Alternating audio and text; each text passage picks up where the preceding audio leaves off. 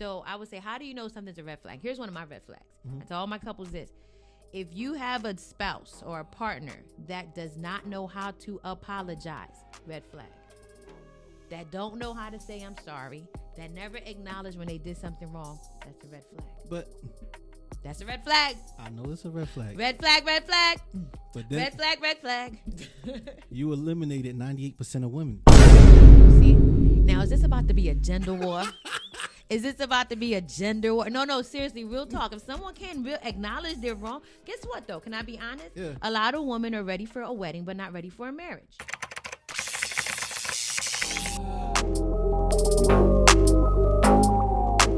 What's good, y'all? Welcome to the first episode of Conversations with Dro. I am beyond excited, y'all. This has been a long time coming. Wow. Y'all know I took a little break. I was raising my daughter. Okay. Being a good husband. As you should be. Paying some bills. As you should. But listen, enough about me. We got a treat for y'all. I'm excited about this guest. This is someone I love so much, y'all. Someone that has played such a monumental role in my life. Someone who's had such a powerful voice of wisdom and guidance in my life. Y'all, I want to introduce to some that may know her, some that may not know her. All right. This right here is, number one, she's a phenomenal wife. Amen. If you want to learn about what it means to be a submissive wife, you're looking at someone that knows how to do it. Ooh. And who models it well. Ooh. Awesome mother. Amen. My first lady. Yes. The counselor. I want y'all to put it up for Lady J. AKA Joelle Meristal. What's going on? How you feeling? I'm doing good. And Dro, I'm so excited to be here with you. And I'm so proud of you on this second season, Conversations with Dro. I appreciate it. We're so excited. Thank you. Well, matter of fact, we're going to take it back for those who don't know who you are, Lady J, for those who are just now learning about who you are. Where did it all start for you? Ooh, where did it all start? It started in Kings County Hospital in Brooklyn, New York, also known as Killer County Hospital. Actually, that's where it started. It started in Brooklyn, a child of Haitian immigrant parents who loved the Lord, who were pastors, who were serving God. And all my life, they kept telling me the Lord gave us a dream. The Lord gave us your name, that your name would be Joelle. Yeah. They thought I was going to be a boy. So they were surprised when I was a girl. And it just kept saying that God said, you're going to be a preacher. You're going to lead this generation. So my whole life, I felt different because I had this prophecy over my life. But I didn't see it come to pass until, 18 years old, when I gave God a yes and started preaching. And then this crazy pastor's daughter married a pastor and became a pastor. What was wrong with me, Dro? What was wrong? But yeah, I gave God a real yes, and here I am watching my call unfold and now entering counseling as well as a pastor and a preacher. Oh man, for those who don't know, you got 2 PKs here today. Yes. All right, so growing up as a PK, tell me some of the funniest moments you had growing up in church. Growing up in church. Okay, besides all the trauma that we have endured being PKs, some of the funniest memories would be that, I don't know about you, but we never did family vacation. Me neither. Our vacation was going to Chamonix Park. For me, it was Clementon Park. It was like you're going to Clementon Park. It was a picnic. That was the family vacation. So I think, I don't know about you, but all of my memories as a kid is just like summarized into like one midnight prayer service. It seems like everything was either Sunday morning, midnight prayer, Bible study, the men's group, women's group, clean the church. I mean, I never missed a service. So that's my childhood. You church. And I both. My football career was destroyed because of Friday night prayer. Oh, man. For those who didn't know, I wanted to play football, and I went to 5 practices. Wow. And the coach was like, our first game is Friday night. Friday night lights. Unfortunately, for those who know, Friday night is midnight prayer. Come on, shut in. Shut in prayer. Yes. So I went and told my mom, I said, hey, our first game is on Friday. She was like, tell the coach to see if he can change the time of the game. Yes. Just for my son. I'm like, yeah, it was nice knowing y'all, man. Unfortunately, I can't be on the team. That's crazy. I got to be in prayer. But let me ask you this, Lady J. Sure. What career path do you think you would have taken? I've always wanted to be a teacher. Really? Always. Like, I wanted to be a third grade teacher because the kids are not too big yet. Yeah. They're still kind of small and I could be taller than them. So I always wanted to be a third grade teacher, but God had other plans. But that would have been my goal, third grade teacher. If not a third grade teacher, I think I would have been an amazing actress, okay? If not an actress, I'm thinking Dove Comedy Jam. Like, that's what I wanted to be. Wow. I think I could have been Little Kim. I mean, the sky is the limit, but God said no. So that's what it is. But that's what I wanted to be. Yes. Oh, that's hilarious. Serious talk. So you recently went back to school, Yes. became a licensed counselor. Yes, yes. Did you ever see that happening? No, but once you go to counseling and you realize how important it is, you're like, I can do this too. So, but to be honest, counseling is, for me, because I'm a Christian counselor, it is discipleship, it is ministry, but it's on 101. And to be honest, the fruit that I'm seeing in counseling, man, is more powerful than what you see at the altar. I love it because this is something we don't really see. And Yes. growing up, this is something we were never really taught. No, for sure. Counseling was never a subject that was taught or something that the preacher preached about. No. So tell me, how has that impacted you personally? Ooh, man, in so many ways. First, I feel like every counseling session is also my counseling session because you see yourself in your clients a lot. And as I'm growing, they're growing. As I'm helping them, I'm helping myself. It causes me to always be in a place of self-awareness. Right. And self-awareness is the gateway to change. So if you're not aware of yourself, you cannot change. So I'm constantly in this position of being aware of my past, my hurts, my goals, my futures, my defense mechanisms, what I have Christianized, you know? So counseling has truly, I would think, you know, y'all can check with my husband, but I think counseling has made me a better wife. Wow. My children, especially my eldest, has come to me and said, I'm so happy you've done counseling. So it's like people see the change. I went to counseling for the first time. Tell me. In 2021. After the pandemic. It was like the middle, somewhat the end. Right. My wife said she's pregnant. Right. I went straight to counseling. I love that. I love your honesty too. I did two things. I went and found me a trainer. Okay. And I went to counseling. Wow. Because I didn't want to raise my daughter with my trauma. So proud of you. I didn't want my daughter to go through things because I wasn't healed. Yes. And I wanted my daughter to have a balanced life. That's so good. I went to counseling and it changed my whole perception about everything. That's so good. And the lady sat there and talked to me, and I'm churchy. So to yes. me, everything is prayer, fast, prophetic word, you know, compliment. So for me to go to counseling, and I purposely went to someone who wasn't as spiritual. Right. Because I've dealt with that my entire life. Right. I wanted the raw truth. Because I can get church. I can get wisdom, but I need someone to point me in the right direction. So and it changed my life. Literally, man, from being a husband to being a father to being a son. It was like, okay, wow, I didn't know I had this. I didn't know this came from that. I didn't know because I didn't go on vacation and I was at Friday night prayer. This is why I'm doing this now. So, I mean, I want to encourage everybody. Yes. It's a must. You gotta go. It's a gift and the thing about it is that it's a gift of the Holy Spirit. You know what I mean? Like Jesus said, it is good for me to leave. It is expedient for me to leave. I will send you another counselor. Like counseling is in the Bible. It's actually one of the gifts of the Spirit. But I think it's so amazing that you went. I think we don't talk about enough how when fathers hear the news that they're about to be a father, the shock that does for them. Oh, yeah. You know, it's just we focus on the moms, but for the dads, this is big too. I went into a place. I was excited. I was nervous. I was scared. It was just a mix of emotions. And I didn't know what to do. And I went, of course, like every millennial, I went on YouTube, advice for young black fathers, and there was nothing online. Are you serious? I didn't really see much. And unfortunately for me, during the pandemic, we couldn't go to those classes. The parenting classes. Parenting classes, because everything was shut down. So my wife would play this lady on the YouTube channel who would put me to sleep within 5 seconds.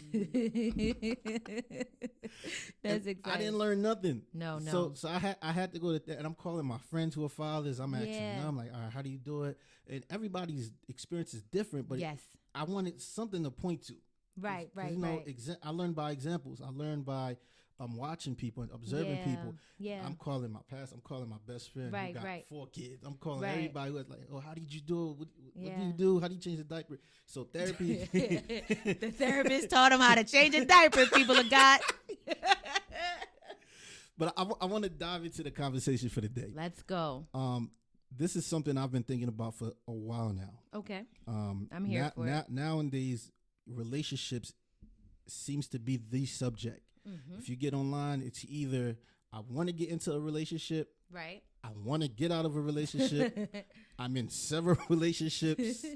I mean, nowadays it's just wild. But what I realized Completely. is we see the dating, we see a Right. lot of dating. I mean, we Right. see people going on dates. Right. That's not an issue. Mm. It's like we see dating, we see a proposal, a little bit of engagement, and then wedding. Right. And I wanted to talk about that engagement season because it seems like people have defined engagement to just wedding planning. You got it. Yeah. All right. So we focus so much on getting together, finding common interests.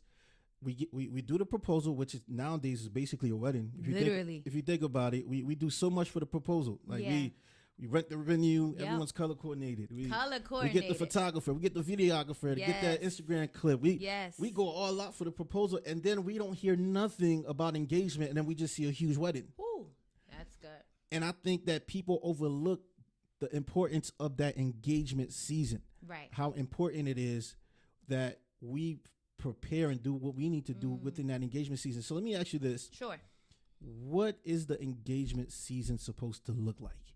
Oh, that's so good. Well, first, understanding the purpose of the engagement season. Right. The purpose is this is the season where we build the foundation that the rest of our lives will stand on.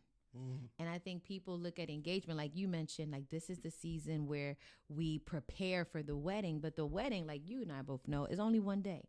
And nowadays, people are spending over 30, 40K on one day, but yet not having the tools that they need to have a successful marriage. So engagement season is a season where you have courageous conversations. Right. Where you go deep, where you go into each other's childhood, you go into each other's past. Why are you like this? You know, engagement season is a season where you find out each other's emotional intimacy fears, spiritual intimacy, financial view. What is your biblical worldview? Are we going to be a church-going family that goes once a week, or are we going to be in ministry together? This is where you plan. You talk about your past, your present, and your future. So I look at engagement like the foundation. And if you don't build the right foundation, you will not be able to endure the storm. I don't care how much you guys love each other. Every marriage will be tested. For sure. For sure. Every marriage will have a storm. Every marriage will have a test. So that engagement, I said system, maybe it should be that, but that engagement season, it prepares you for the storm. Right.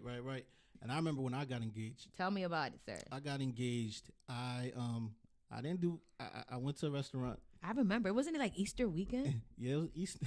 I remember. Because you didn't tell the people how I used to come to my house all the time to eat my peanut butter and jelly sandwiches. I think you skipping a big part of our history, man. Big part. For those who don't know, my pastor and my first lady played a major role in my life. Like people want to, I'm probably going to do another episode and bring both of y'all here. Oh, that would be awesome. And talk about it. But I remember I would just come to your house, sleep on your couch, literally eat all the food. Yes. And get yelled at because I ate all the food. He used to eat peanut butter. He would take the whole loaf of bread, take out the peanut butter and the jelly, and it'll be one sandwich after another. Sometimes we find him in the crib. We're like, where is Pedro? I call him my firstborn. That's my firstborn. So I remember when I proposed. Yes, I do too. We went to a restaurant. I proposed to my wife, and we threw her a surprise party at her house. She didn't know nothing about it. Right. Very simple, nothing too crazy. All the family and friends were at the house. Got it. The aunties made food. I mean, we had a good time. Right. Right after the proposal, my wife was excited. She's looking at the ring. After she calls all her friends, she goes straight into planning the wedding. I want to get married here. I want to do this. I want to do that. Right. I want to do that. Right. And my mind is like, wait. Wait. I called my pastor. I said, listen, man, I don't know what to do, man. She wants to have the wedding now. Like, I'm not ready yet. Wow. And my pastor said, first things first, slow down. Second thing, take your time. Yeah. Another advice my wife and I got when we got engaged, someone said, take your time and enjoy the engagement season. Yes. And I feel like people are not enjoying that season anymore. Or never. Right. Matter of fact, I don't even think people enjoy it anymore. It's like you enjoy the proposal and then the engagement is just arguing about flowers. The wedding. Yeah. The bridal party. The venue. So after I say I do, building that foundation, how important is counseling? All right. So I'm going to be honest with y'all. Premarital counseling. How important is premarital counseling? And I'm not going to plug in here that I offer it and I do it. I'm not going to do that. And that my rates are so affordable and amazing. And that there's spirit-led counseling and it's so individualized. We're not going to do that right now. But what would I will say this. So I share my proposal story. Mm-hmm. So pastor proposed to me, 19 years ago? He was preaching at our church. Mm-hmm. He preached, and after he finished I just saw teddy bears, balloons, flowers, everything coming in. He proposed to my mom first and said, if your daughter's half the woman that you are, I'll be a blessed man. She starts crying. My mom never cries. But my dad is crying because he's like, he's taking my daughter away. And then he comes to me, he kneels down, and then he proposes to me. That should have been the first sign. Man, y'all gonna spend a lot of time in church, but that was the first sign, but I didn't realize that. I had over 10 pastors at our wedding. Wow. We had over 250 guests, mm-hmm. and not one person sat us down to do counseling. Wow. Not one person sat us down to do mentoring. So we went through so much the first 10 to 15 years of our marriage. I truly believe that if we had a counselor or a mentor, mm-hmm. we would not have gone through that. So how important is premarital counseling?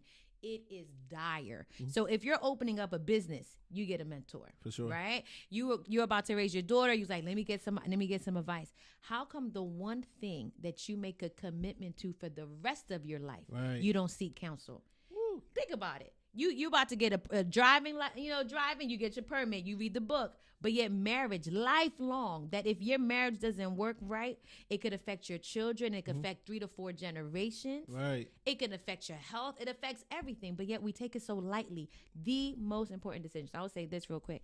There's only the 2 most important decisions you ever make in your life is when you say yes to the Lord and who you marry. Right. And yet we don't get counseling. So I would tell every couple, sign up for premarital counseling or at least hook up with a mentor couple. For sure. And I wanted to touch base on that. Hook yes. up with a mentor couple because yes. so many young people now, they're getting into relationships. Right. They're getting engaged. They're getting married, but their circle doesn't reflect that. Right.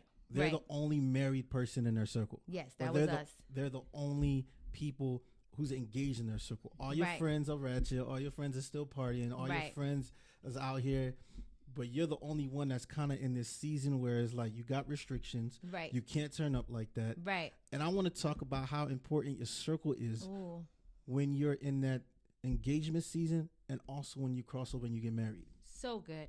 So the closer you get to your wedding date, the closer your relationship should look like your goal in marriage. Mm. So as you get closer to your date, your circle should begin to reflect that. Now, I'm not one of those counselors that tell people lose all your friends. I don't say that. Right. What I will say, though, you do need to discern which one of these friends can make it to your next season, because that's in everything in life. Not all of your friends can handle your next season. Secondly, I would say add to this circle. Like, you need people that you can look up to, right, and people that challenge you. So I've always said it, like, I want my marriage, like when people are around me, to feel almost like not a jealousy, but a healthy jealousy. Like, oh, I want that. Right. I want, right. like, it should be like something to look forward to, something to emulate. You know how Paul says, imitate me as I imitate Christ? Mm-hmm. I want my marriage to be imitation worthy. Wow. You know what I mean? But part of that is finding like that mentoring couple that you can look up to, and then people that you can trust. Because not all your friends, let's say you're going something with your spouse, you can't tell your friends about it because they're going to start judging him. And you know you're going to forgive him. You know he's going to give you that one little look and everything is good. You know what I mean? So you need somebody that's like, I can hold this for you and I can advise you and not judge your partner. Right. So you need people of wisdom, wives of wisdom, husbands of wisdom. Not from Instagram. No, my goodness. Everybody has a mic, you know. Not us, though. We deserve our mic. Yeah. But everybody got a mic. Not from Instagram. And it seems like everybody we were saying or considered goals. Can you talk about this, Dro? Or are we going to be controversial right now? That little squiggly line is killing relationships on Shade Room. My God. Everybody we thought that was like the couple or the couple we want to be like or aspire to be like now is like, y'all weren't together for 7 years. I think I just saw something like that on TV. Yeah, we did see that. we saw that. So Wow. yeah. So I think having seasoned couples is extremely important. For me personally, I have this rule: you need to have 10 years under your belt in marriage before you start giving advice. I agree. Before you start doing conferences. Yes. Before you start writing books. Oh, for sure. At least give me a solid 10. Yeah, because I remember there was this powerful couple. They wrote a book 9 years in, and then the book came out bestseller, and then within a few months, they were divorced. A few years. So I think that's one of the main things that we're missing nowadays, the wisdom of the older generation. I love it. And I think because we think we have everything accessible to us, Google, YouTube, influencer couples, we think that we know it all, but the reality of it is sometimes you need to sit down with your parents. Yes. Or those who've been married 20, 40 years and ask them how they did it, because the reality of it is they had less than us. But yet did more than us. Did more than us and lasted longer than us. Come on now. Well, that's probably the reason why we're not lasting as long, because we have too many options. Woo. That's probably what it is. So my parents have been married for over 52 years. Wow. Yeah. And my mother said, if we gave up the way y'all people give up, y'all wouldn't even be here. Mm-hmm. That's what she said. And I think a lot of us, because we have so many options, and that's why premarital counseling is so important, because this is where you get to discuss what are your non-negotiables. Right. Yo, I go so deep with my clients. I ask them literally, is infidelity off the table? Right. Like, let's talk about it. Let's be real. And some people are like, oh no, if he cheat, I'm out. If he does this, I'm out. Y'all need to know exactly what your non-negotiables are. Talk about it, Lady J. Yeah, you gotta know. Talk about it. So I want to ask you this. Go ahead. Because a lot of people, once again, they get engaged and that's it. Yep. I remember I got engaged. I did something.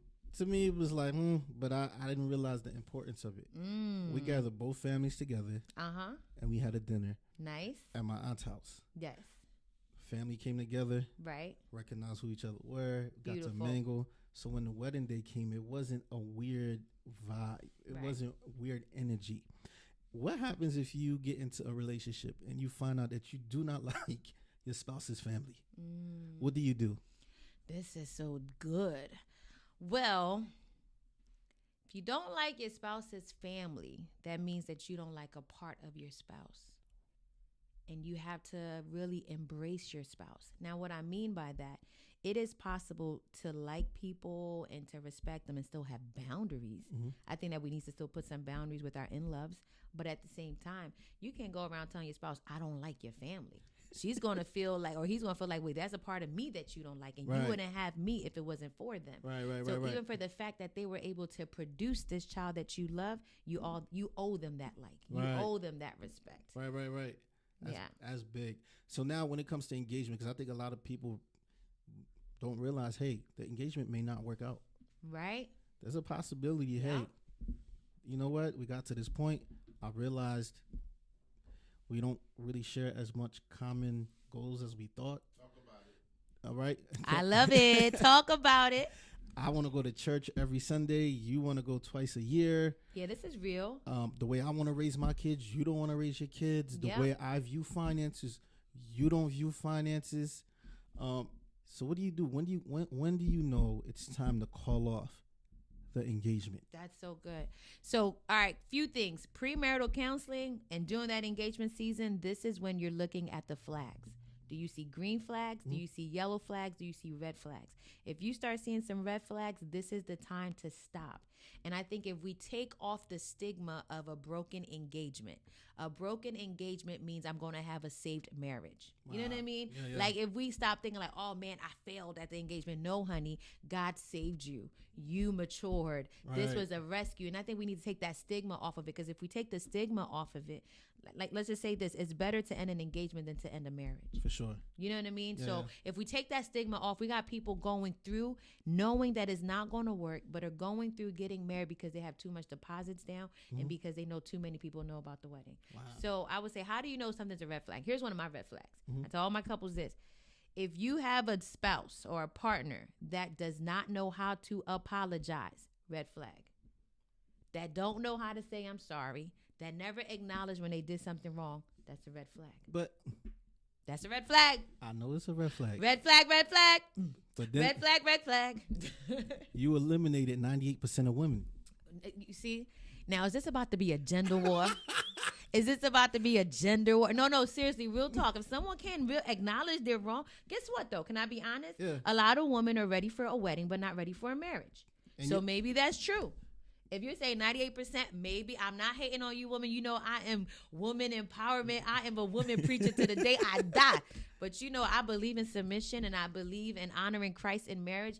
And if you cannot apologize and you are not aware of yourself, you're not ready for marriage. These young girls are getting ready for weddings since they were 5 years old. Right. You know what I mean? I saw some on Instagram. It said women.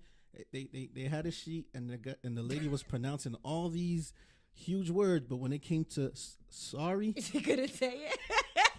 She couldn't say sorry, and she couldn't say accountability. Ooh. And then here's the biggest one: submit. Ooh. So, so if you don't know how to apologize, take accountability, then that's a red flag. That's a red flag. It's a red, and that's for men and women. That's a red flag. Right. Yeah. What's the second flag for you? Oh, another red flag would be don't know how to communicate appropriately and effectively. What I mean by that, I'm not talking about the words. I'm talking about more like how do we resolve conflict? Like if something is.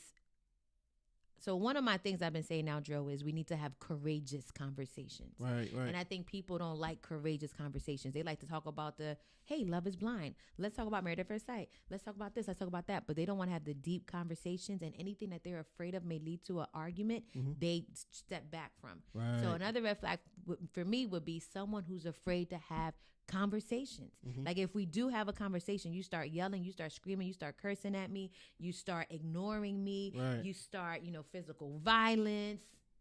Red flag. Wow. That means, because, people say, oh, the number one reason for divorce is finance. No, honey. The number one reason for divorce is improper communication. We don't know how to communicate, whether it's finances, whether it's resolving conflicts, whether it's in-laws. You don't know how to talk about it. So someone who shuts down, mm-hmm. That's could be a yellow flag, red flag. Someone who gets angry, is yelling, screaming, demeaning you. You know what I mean? Mm-hmm. Making you feel like nothing. That's a red flag. Here's another red flag. A wandering eye. We at dinner. I mean, we engaged. I didn't gain weight. I had no kids for you yet. And you still looking around. Red flag. That's a red flag. There's so many red flags. You keep looking your eyes up. What you looking for? You're not happy with your purchase? Red flag. Red flag. Let me know when you want me to stop. Here's another red flag. A woman that's never satisfied. Okay, so yeah.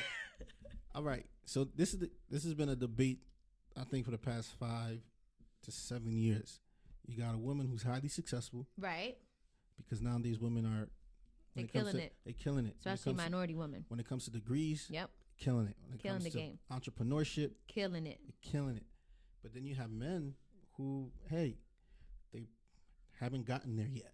They're still trying to figure it out. We're asking the Lord to help them get there.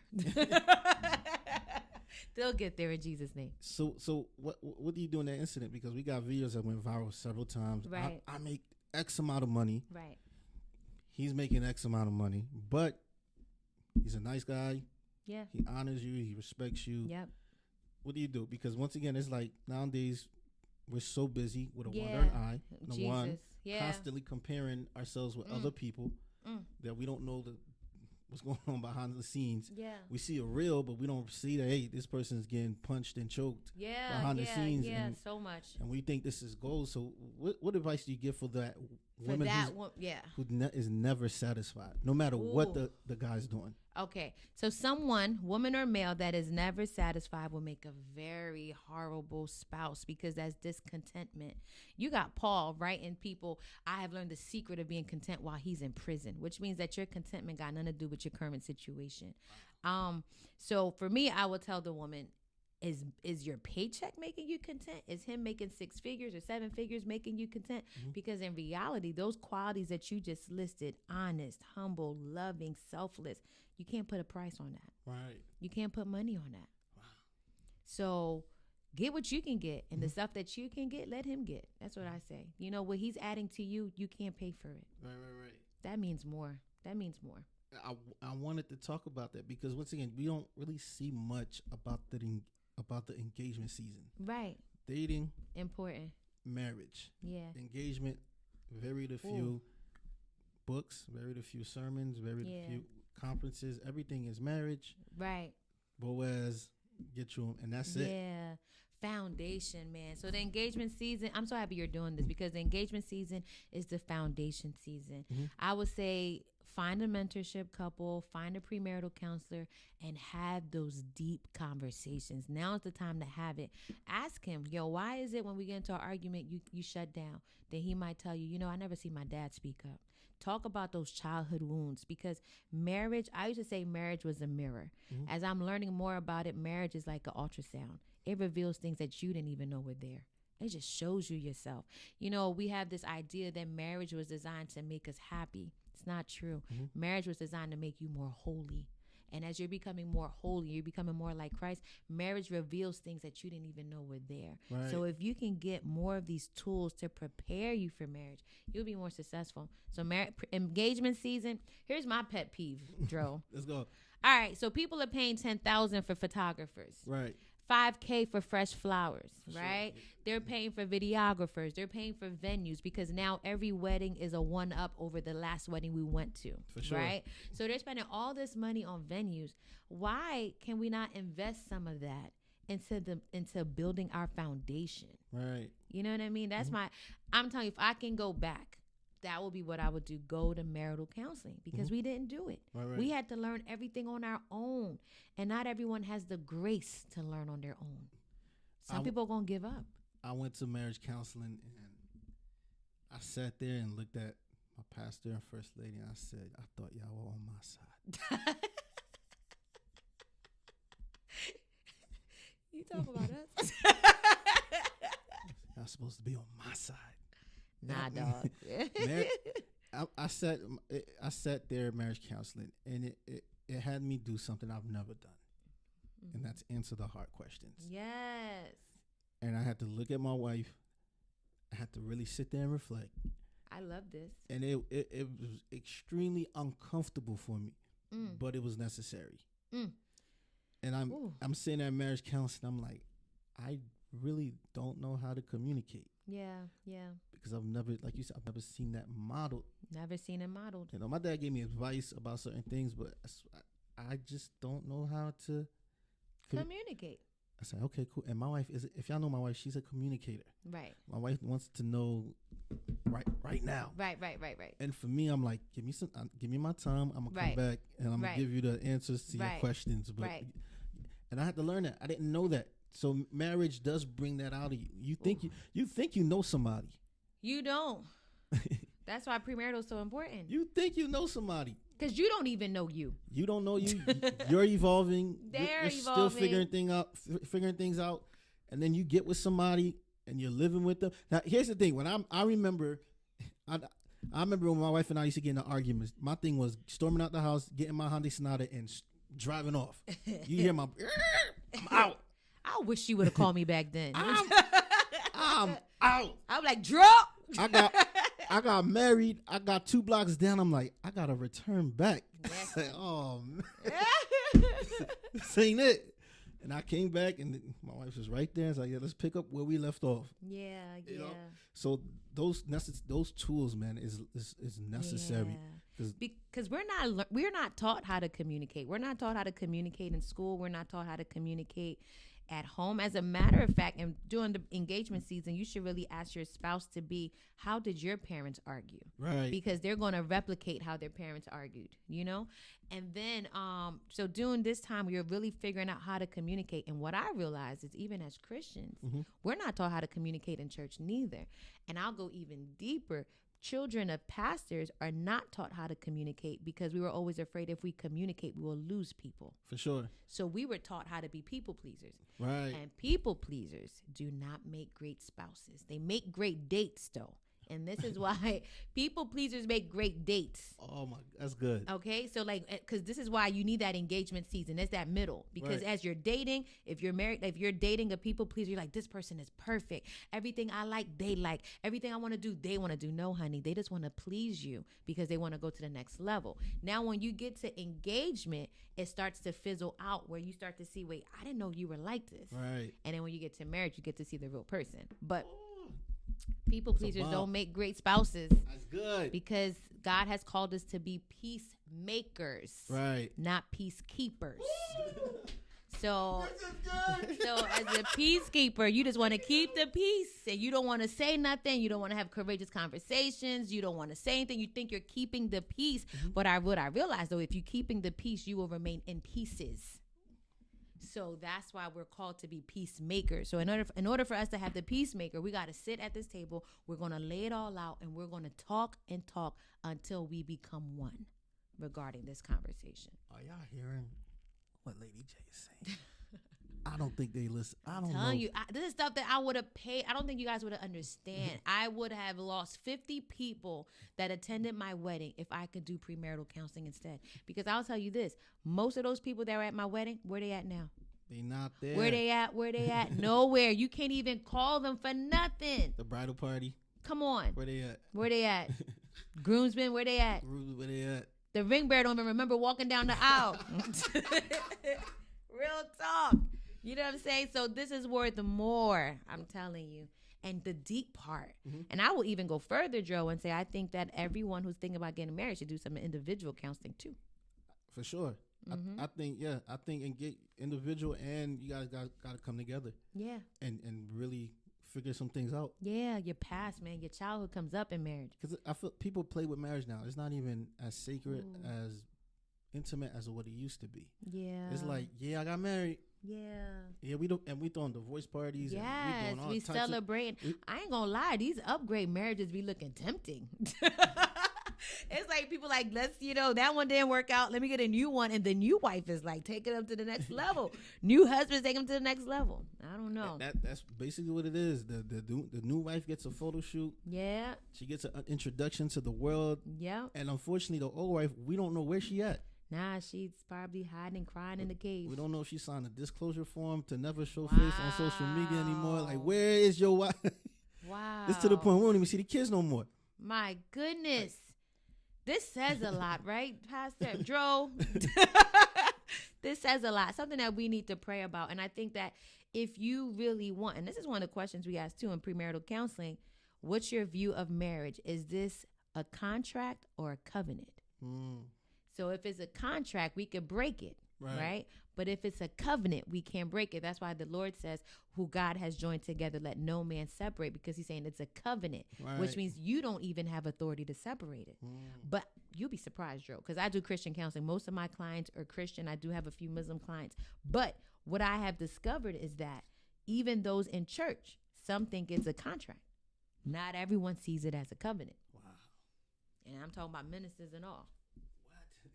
So this is why you do it, because you go through, because these are questions you don't think about asking, but during engagement season you should. Gotta ask the right question. You think you know, but you really don't. After the makeup comes off. Yeah, the wigs, the nails, the phone's away. Yeah, shape up's not as crisp as it was, and you sitting there in a room, and you Yeah. realize, I don't think I like this person. My God. So you gave us advice on how to end it. So I know a lot of people are taking this approach now. It used to be where we date, I propose, Right. we plan a wedding, we get married. Now people are Right. taking a new approach.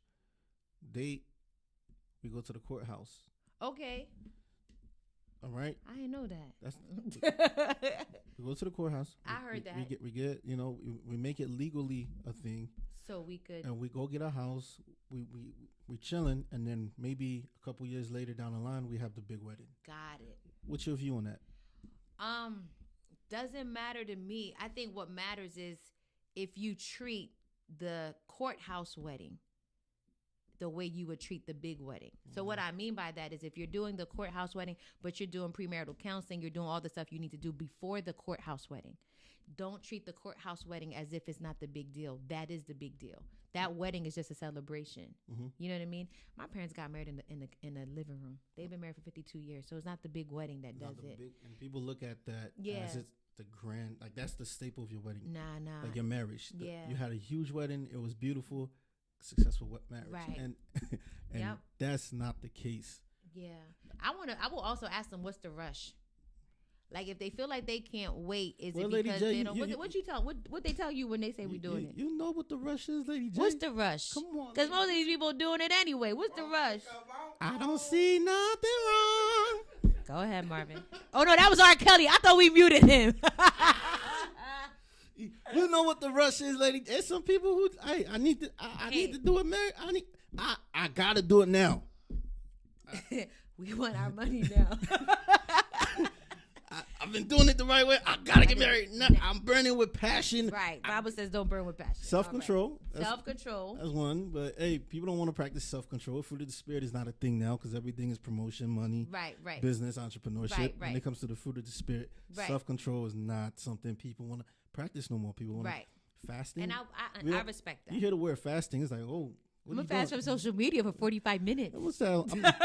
I'm not gonna go to Chick-fil-A for 2 days. That's my fast. Yeah. So you got a lot of people that are rushing into marriage because, hey, I have no self-control. I want to have sex right now. Like pray about it, because I think if you rush into marriage, you can rush out of it. So just pray about it. Wow. If you rush into it, you can also rush out of it. So pray about it. This middle season of the engagement season is necessary. Let me tell you, one of the good things about the engagement season is that this is probably the season you're going to argue the most. Pause right there, because people don't believe me when I say that. Yes. The most arguments come within that period of time. Yes. When you, oh my gosh, okay, I might have to book a session with you. It brought back. He said brought back memories. It just brought back some memories. But you are going to argue the most when you're engaged. Yeah, because you're arguing about venues. You're arguing about the invitations. You're arguing about all the stuff. So actually, that argument season, that engagement season purifies you, prunes you, and prepares you for marriage, because it then shows you how do we argue correctly. Right. I'm afraid of couples who say they never argue. If you have a couple that says they never argue, one or two things could be happening. Someone is not speaking up. That's it. Someone's not speaking up. Someone's hiding it. So during that engagement season, you're going to start arguing. You get to know how they deal with conflict. You get to know yourself more. And then you could be like, man, if we could survive this, we could survive anything at all. Right. And I did this not to scare anybody out of engagement. That's not the purpose of this conversation. It's a beautiful season. It's a beautiful season. I don't want someone to be like, I don't want to do this no more. I don't want to get engaged. I'm cool. Nah, I just want to make sure people have the right tools. His tools are so good in that season so they can be successful, because it is beautiful on the other side when you properly do what you need to do and prepare, because marriage to me is beautiful. Marriage is so beautiful. But just like when you're buying a house, right? You look at the rooms, you look at everything. One of the things that your realtor has to tell you and you have to look into is the foundation of the house. Right. Because it don't matter how beautiful the house is, if the foundation isn't right, it's not going to be able to stand. That's all we're saying. The engagement season is the foundation. This is where we get to see if there's any cracks in the foundation that we need to fix, you know? And it's so good to fix it now, right? Because then, you a homeowner, you go and you buy the house and you're like, wait a minute, there's something wrong with the foundation. And you tell the people, the inspector said this, and then they have to fix it. So you don't have to pay for it. Right. So engagement is saying, let's go through inspection now so we could fix it now instead pay for it later. Right. Imagine paying for it later when you have all these kids. Might as well deal with it now. That's all. That's all the engagement is. Let's deal with it now before it deal with us. That's all. So there are people who's probably listening to this and watching. He said, all right, y'all talking about engagement. I can't even get a date. Jehovah Jireh. Now that's real talk. I can't even get a date. Like, okay, cool, engagement season. Woohoo, tools, red flags, cool. But y'all can't even get a date. Because it seems like women want marriage and the guys is just like, I'm cool. Real talk. That was my story, Dro. Did I ever tell you my story? I don't think so. I'll tell y'all my story. I didn't have any dates, okay? I was one of those girls that would walk down the street. I'd be like, nobody's whistling at me. I think the first time somebody whistled at me, I was 7 months pregnant with Joy. Serious. I'll never forget. I went to Penn State. And I was asking this guy, I was like, man, no one's trying to talk to me. He was like, no, we have conversations about you. And I said, oh, what do they say? He said, everyone knows you're wifey. And if they're not ready for you, they're not coming to you. Wow. So what I tell a lot of women now, you're probably like, man, I just want to date.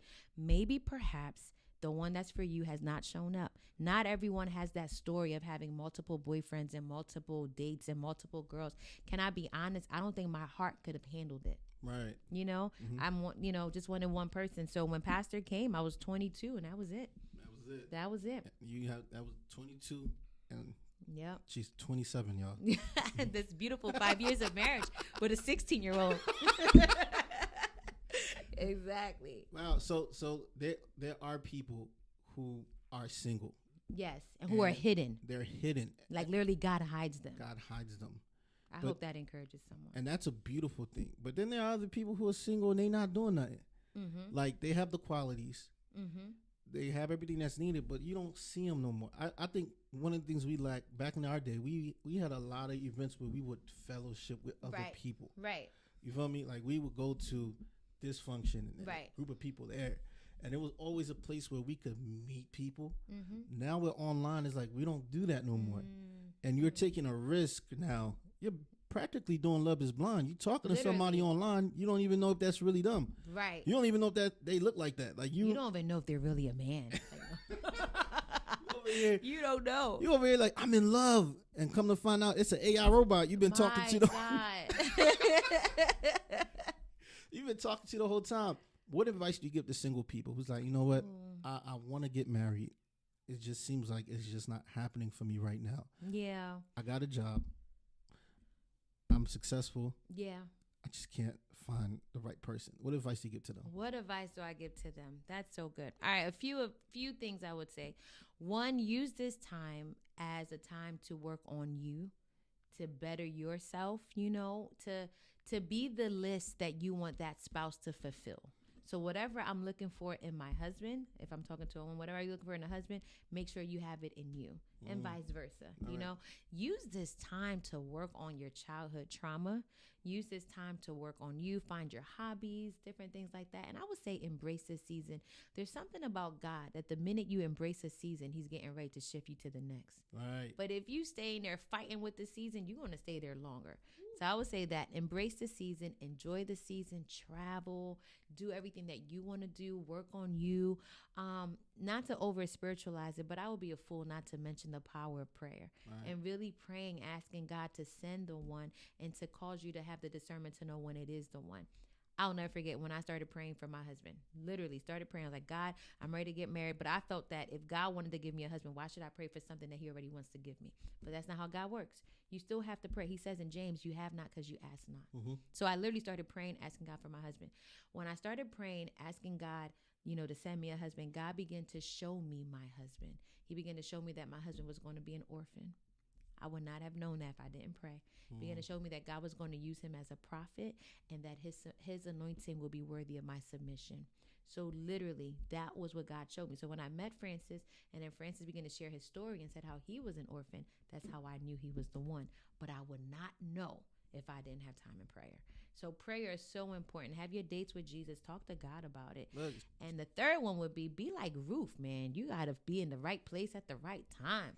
You got to show up, man. You can't be like, hiding at home, talking about some Lord, let him show up in my closet. If he's in the closet, that's a whole different thing. You need to be there. Go to these events. Go to the ministry events. You know what I mean?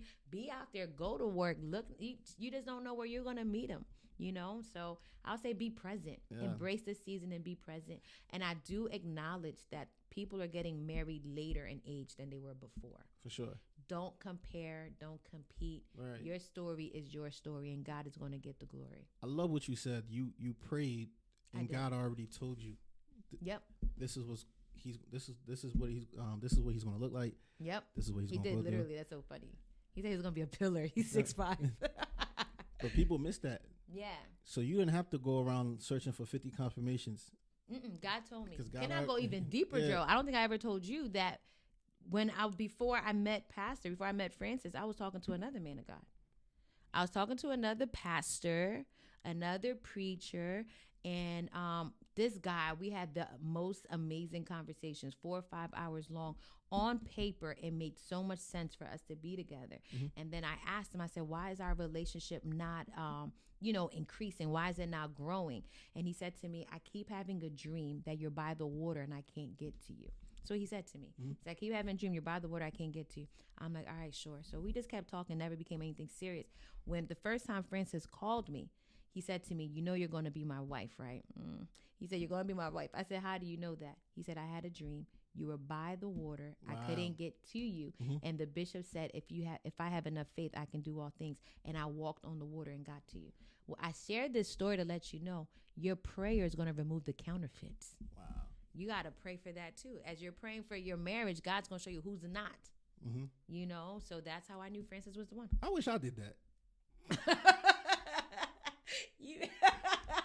I mean, I prayed, but not to that extent. It was just, I did. My dad told me to pray. My mistake was I was looking to fulfill a role, not a wife. Woo.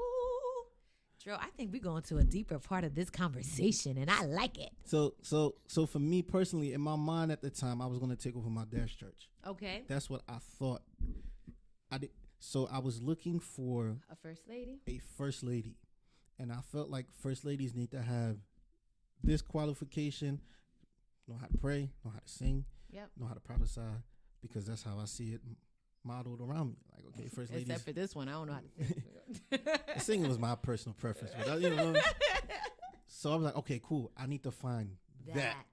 So I was looking for a role. I was not looking for a spouse, and unfortunately, I went and found a role, and realized, hey, this is not it. Yeah.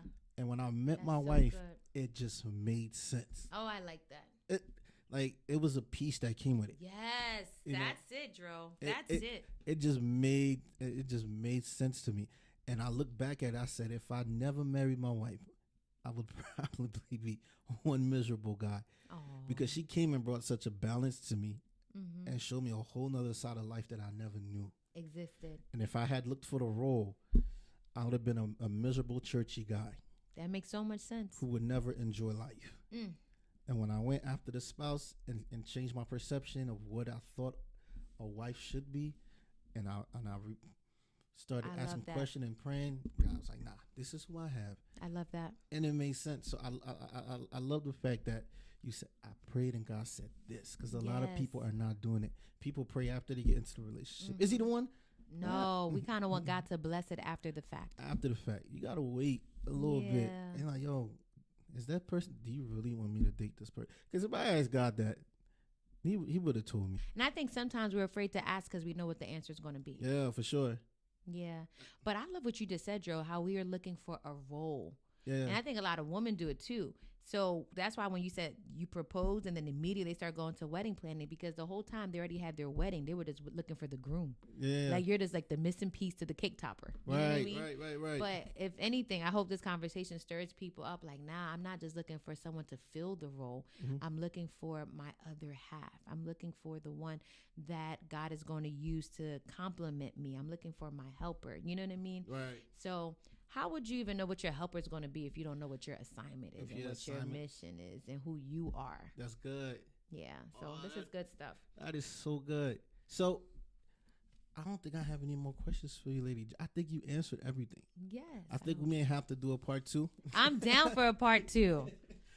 Give me a mic. I like this. We may have to do a part 2, man. But I really want people to take relationships serious. Yes. It's not a game. It's not a status. It's not a, like, take it serious. Turn off social media and really sit down and ask yourself the real questions. Is this something I really want to do? Yeah. Forget the reels. Forget the vacations. Forget the photo shoots. So much. Forget the wedding for now. Just ask yourself, is this something I want? Yeah. When you turn down all the noise in the social media culture and you really ask yourself, is this something I want? And you really start doing some self-evaluation. You really start praying and asking God for wisdom and discernment. Yeah. And break down those lies of what you think marriage is. Like, marriage is going to complete me. No. Marriage is going to make me happy. No. So one of the questions we should ask ourselves too, am I whole enough for marriage right now? you know. So this is such a beautiful thing. Marriage is a gift from God. It's so beautiful. And use this season, whether it's your single season to get healed, your engagement season to build. Right. You know, We didn't even talk about that. yeah, the building part too. Building and making sure you're healed. Yes, you got to be healed for this. We got too many people hopping in relationships. You're not healed from the past 5 exes. No, and then you attract to your level of wholeness. So if you are at a 5, you're going to attract a 5. You attract to your level of wholeness. So if you're broken, so you might be asking yourself, why do I keep on attracting these broke? I was going to say a word. I don't know if we can say it. Why I keep attracting these broke? Because you broke. Real talk. You attract what you are. So if you're healed, you attract healed. You can only marry to your level of wholeness. Wow. Yeah. Well, ladies and gentlemen, we're gonna do a part 2. Awesome. But the part 2 we're gonna have my pastor here. We're gonna have your husband here. Yes, I'm looking forward to that. It's gonna be fun. But Lady J, if it's one piece of advice you could leave everybody with, whether it's scripture, whether it's a prayer, Okay. whatever you feel like the Lord is telling everybody, what is that? Marriage is not your identity.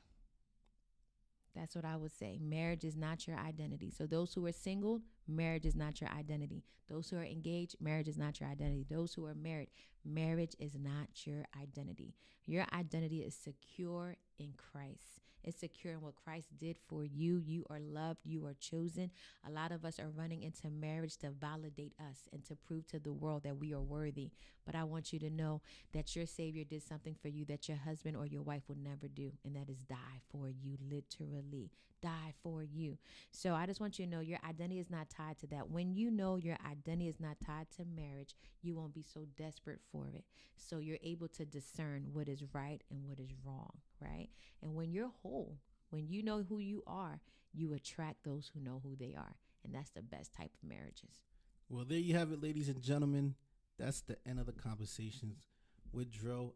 I'll see you next time. Don't forget to like, subscribe, share. Send this to all your friends. Sit down, listen to it, have conversations, do reactions. I want to hear what you got to say. We want to hear it. Tag me.